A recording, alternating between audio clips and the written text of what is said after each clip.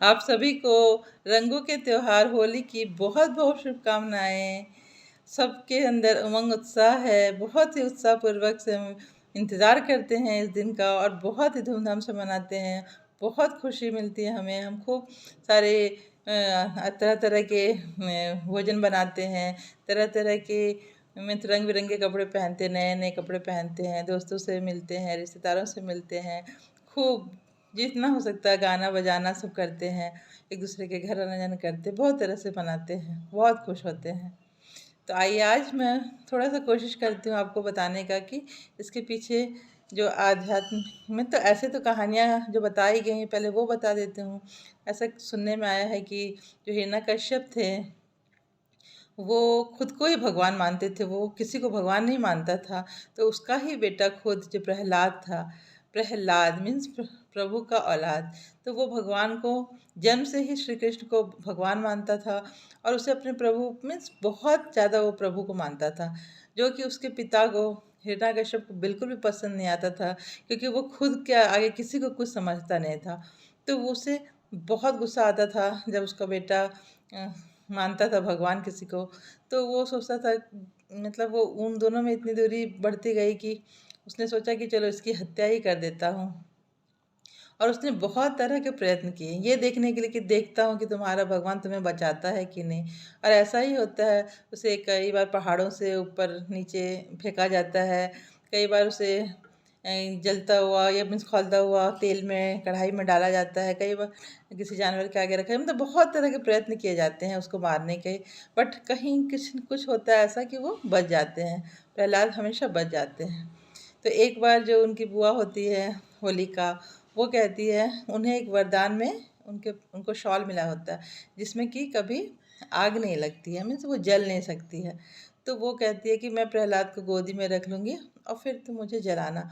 तो होगा क्या कि मैं तो शॉल में लिपटी रहूँगी और वो जल जाएगा, मैं बच जाऊँगी। तो ऐसा ही वो करते हैं। जैसे ही वो गोद में लेकर बैठती है, तभी तक बताया गया कि इतनी तेज हवा आती है कि वो जो शॉल उसने लपेटा था वो जाकर के उस बच्चे के मतलब प्रहलाद को में लिपट जाता है और उसके ऊपर से हट जाता है। जैसे होलिका के ऊपर से हटता है तो क्या होता है, वो होलिका जल जाती है और वो बच्चा बच जाता है।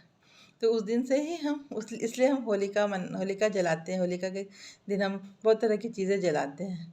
तो आज हम उन सबको भूल चुके हैं कि आखिर ये क्या था। ये बताया गया था कि किस तरह नेगेटिविटी को जलाया गया था, उस दिन जल गया और भगवान जिसके साथ है वो बच गया। तो इस बात में बहुत गहराई है।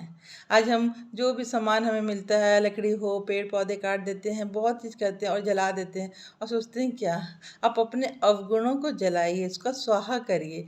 जब आप पूरी तरह से अपने जो नेगेटिविटी है, जो भी आपके विकार हैं अंदर में, उनका आपने स्वाहा कर दिया और आप बिल्कुल प्योर हो जाते हैं, तभी आप दूसरे दिन बहुत ही धूमधाम से, तभी आपके अंदर खुशी आएगी, जो कि उसके ओरिजिनल संस्कार हैं।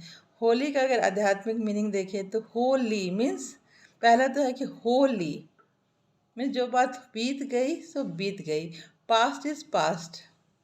इसलिए हम बोलते हैं पास्ट को भूतकाल। तो भूतकाल नाम ही है भूत, कि अगर हम उसे लाते हैं तो वो क्या करेगा, भूत है तो हमें डराएगा, हमें परेशान ही करेगा। इसलिए उसे नहीं लाना। पास्ट जो हो गई, आप प्रेजेंट में जीजिए और अपने उस प्रभु को याद करिए। तो होली मीन्स होली, मैं प्रभु की होली, उनकी यादों में खूब मस्त रहिए। उनकी यादों में ही, उनकी यादों की जो उनकी जो याद है उसमें ही इतने मगन रहिए। उनके जो प्यार के रंग हैं उसमें आपको, उसमें इतना नशा चढ़ना चाहिए कि आपको जो बाहरी नशा करने की कोई ज़रूरत ही ना पड़े। बाहरी नशा जो हम करते हैं ये सब सब हमारा ही बनाया हुआ है, ये भांग खाना ये वगैरह, ये सब कहीं किसी में शास्त्र में किसी में कहीं ने नहीं बताया हमें कि किसी भी त्योहार में हमें कभी नशा करनी चाहिए। ये तो हमारा अपना भी कॉमन सेंस होना चाहिए कि जब हम कोई त्योहार मना रहे हैं तो फिर उसमें नशा की कहाँ से बात आई। तो प्रभु के रंग में, प्रभु के प्रेम में, प्रभु में इतना लीन हो जाइए, इतना मस्त आनंदित हो जाइए कि आपको नशा चढ़े रहे। उनके प्यार का नशा, उनके प्रेम का नशा, उनके रंग का नशा।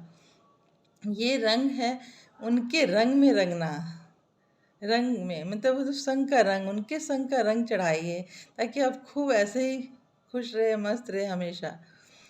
तो बहुत तरह के अंदर के मीनिंग है जिसे हम लोगों ने बदल दिया है, और सिर्फ हम फॉर्मेलिटी के लिए ही वो सब त्यौहार मनाते हैं, नशा करते हैं, ताकि उतना देर के लिए भी हम पास्ट को भूल जाएं, और थोड़ा सा हमारा मतलब प्रेजेंट में हमारा दिमाग नहीं रहे।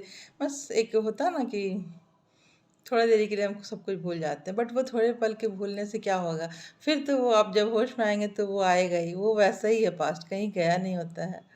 तो इसी तरह क्या करना आपको, प्रभु के होना, मतलब होली, मैं प्रभु की होली, अब दूसरा कोई रंग चढ़ने वाला नहीं है। तीसरा बात आप देख सकते हैं कि होली है, इंग्लिश वर्ड अगर आप इसका लीजिए, HOLY means Holi, means purity. तो प्योरिटी मीन्स कि आपको पूरी तरह से प्योर होना होगा, पवित्र बनना होगा। पवित्रता अपनी सोच में लानी होगी, और वो तभी होगा जब आप उनके साथ जुड़े रहेंगे। वरना आज आप देख ही रहे हैं चारों तरफ कितनी नेगेटिविटी है, कितना कुछ है। आज हमारी सोच में ही मिलावट आ गई, प्योरिटी नहीं है, बस थोड़ा बहुत बोल तक बचा हुआ है और कुछ नहीं। तो हमें पूरी तरह से पवित्र मीन्स पवित्र बनना है। ये परमात्मा ने हमें बताया है आकर के कि पवित्र बनो, योगी बनो, या योगी बनो, पवित्र बनो।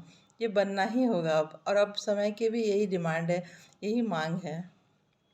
तो अगर आप इस तरह से होली मनाएंगे तो आपको ना तो बाहरी किसी नशा की ज़रूरत पड़ेगी, ना तो किसी जो बाहर की जो रंग है वो रंग की ज़रूरत पड़ेगी। तो प्रभु के रंग में रंग जाइए, और खूब अंदर से उमंग उत्साह रहे, जो पुरानी बात है उसे भूल जाइए।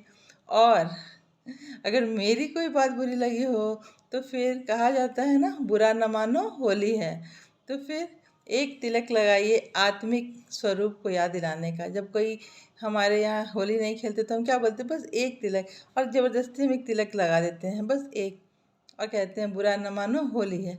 मीन्स कि हम उन्हें ये अनजाने में ही हम ये करते हैं, बट कहीं ना कहीं हमें ये स्मृति है, हमें याद है कि हम भी आत्मा है और वो भी आत्मा है। तो वो आत्मिक दृष्टि से देख करके हम वो तिलक लगाते हैं, और कहते हैं बुरा ना मानो होली है, क्योंकि ऐसे त्योहार है इसमें बुरा नहीं मानना है। तो एक दूसरे के साथ मिलना है, पिछली सारी बातें भूलनी हैं, और खूब धूमधाम से इस त्योहार को मनाना है। ठीक है, थैंक यू।